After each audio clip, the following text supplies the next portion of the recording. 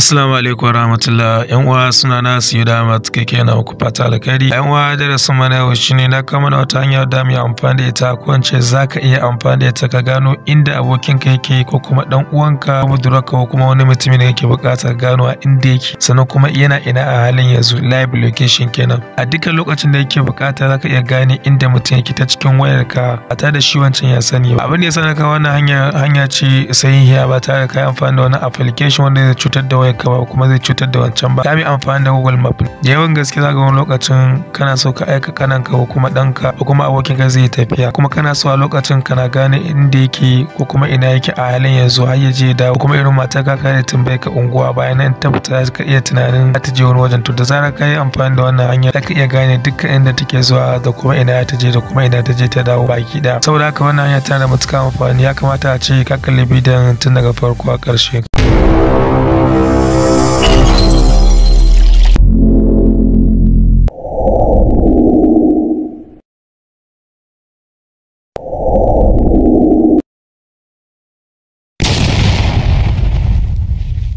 Kafin mu cigaba da su muna roƙon wanda bai mana subscribe ba ta mana alamar subscribe sannan ka mana like sannan ka tura abokananka dukkan da suke chatting WhatsApp, Facebook, Instagram, Telegram, Twitter. Nagode. A da farko za mu yi amfani da wannan application mai suna Google Map. Mafi yawanci dukkan wayoyin mu akwai Google Map. Amma ga wanda ya duba cikin wayarsa bai Google Map ba zan ajiye musu link din application na wajen description da wajen comment, saboda haka sai su duba su gana ce ga link din application din sai su taba sai download na application din. Idan ka shigo cikin menu din application din ka za ga Google Map. Misali ko da ka duba ba gan shi ba, akwai lokacin da za ga irin wannan Google din dukkan wani abu da ya danganci Google za gan shi an keɓe ma waje kawai ka buɗe gurin. Bayan ka buɗe a cikin nan za ga map, to shi ne wannan abin zaka amfani da shi. To yanzu asali abin da zaka yi shine idan kana so ka gano inda mutum yake, dan uwanka ne ko matarka ne za ta fito kuma abokin naka, abin da zaka yi sai ka anshi wayarsa. Bayan ka anshi wayar tasa sai ka shiga cikin map din haka. Bayan ka shiga cikin map din ya bude ma, to shi ne ka amfani da dukkan kafar da zaka iya gano inda yake duk inda ya je gabaki daya, sannan kuma ko da a ce lokacin da yake bukata ne kana so ka gano a inda. To misali bayan map din ya bude kamar da kuke gani za ga alama inda Gmail din shi take, to kawai sai ka taba wajen alama inda Gmail din nashi take. Bayan ka taba sai ka dan zo kasa, bayan ka zo kasa za ga location share, to sai ka taba gurin. Ka taba kamar da kuke gani already za ga na riga na yi share din location dina, ko ce ina amfani da wannan wayar da yake ba waya ta bace amma kuma ina sharing location na, ina gani inda mai waya yake baki da. To misali ko da ce ya nuno maka, ko da ce wani guri ya nuno ma, za ga ya nuno ma irin ka ba da alawa haka, sannan ka zabi wanda yake so ka share. Yanzu misali zan shiga new share nan domin na nuna muku takamaimai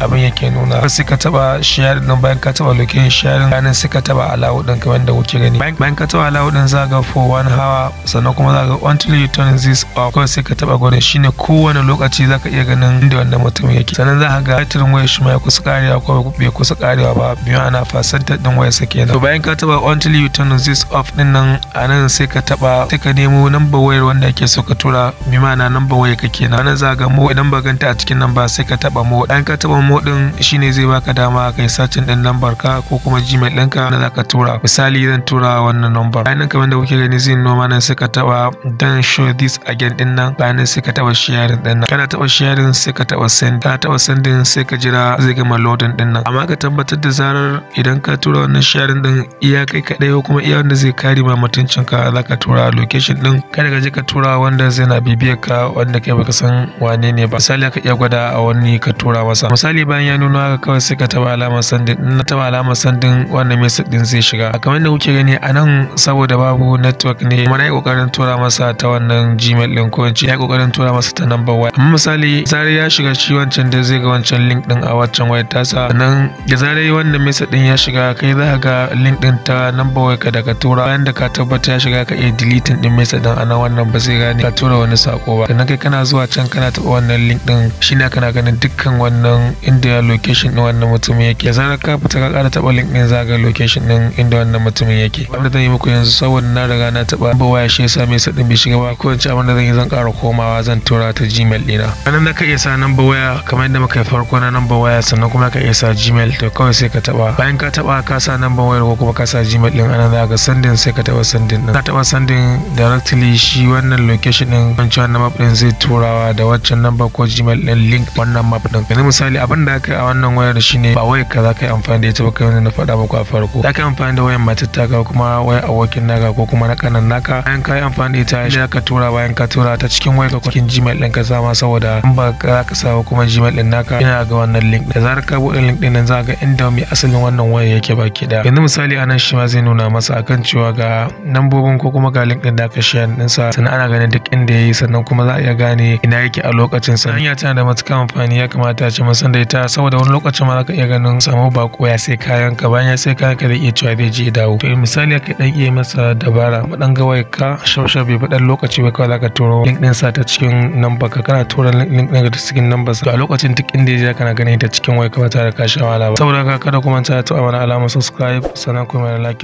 sannan ku mana share.